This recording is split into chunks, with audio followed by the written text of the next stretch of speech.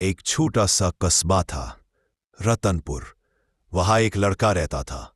नाम था दीपक।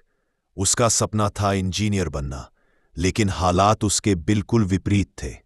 पिता किसान थे, दिन रात खेत में मेहनत करते, पर घर का खर्चा ही मुश्किल से चलता। दीपक जानता था कि उसके पापा के पास इतने पैसे नहीं हैं कि वो उसे शहर भेज सके, पर सपनों का क्या, वो तो उड़ान मांगते हैं। एक दिन स्कूल में टीचर ने पूछा, क्लास में कौन कौन आगे चलकर इंजीनियर बनना चाहता है। पूरी क्लास में कई हाथ उठे, लेकिन दीपक का हाथ सबसे पहले उठा था। बाकी बच्चे हंसने लगे। तू बनेगा इंजीनियर? तेरे पापा तो किसान है ना। तेरा बस चले तो खेत की मिट्टी से कंप्यूटर बना ले। क्लास में हंसी गूंज उठी।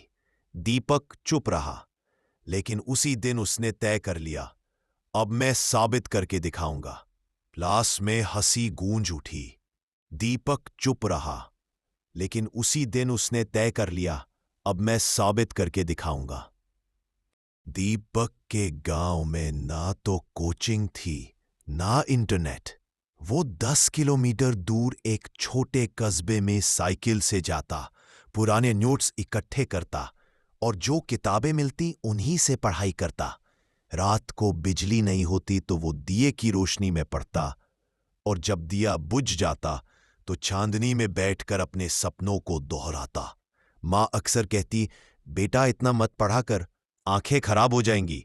दीपक मुस्कराकर कहता, अम्मा जब तक आंखों में सपना है तब तक रोशनी खुद रास्ता ढूंढ लेगी। इंटर की परीक्षा में दीपक ने बहुत अच्छा किया।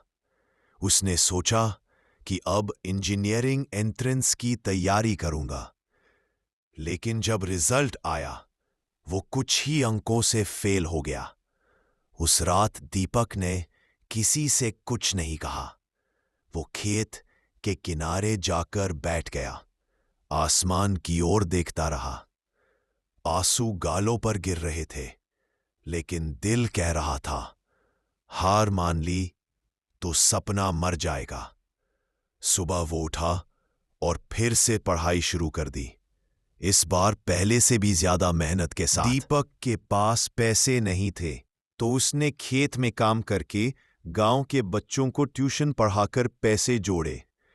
छोटे बच्चों को गणित सिखाते हुए खुद का गणित और मजबूत करता गया। वो कहता था, जब तक सांस है कोशिश बाकी है। धीरे धीरे गांव में लोग भी उसका हौसला बढ़ाने लगे। सब कहते,